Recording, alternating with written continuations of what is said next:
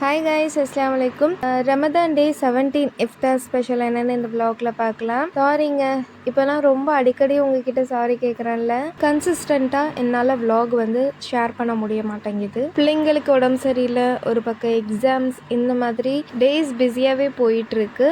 இப்போ தான் ரமதான் டே 16 ஷேர் பண்ண மாதிரி இருந்துச்சு. அதுக்குள்ளே இப்போ எண்டிங்கே வந்துருச்சு. ஸோ அந்த அளவுக்கு ஸ்பீடாக போயிட்டுருக்கு. ஓகே, இன்றைக்கி என்ன ஸ்பெஷல் இஃப்தாருக்கு அப்படின்னு சொல்லிட்டு பார்க்கலாம். இன்றைக்கி ஒரு பிரெட் டேன்னே சொல்லலாம்.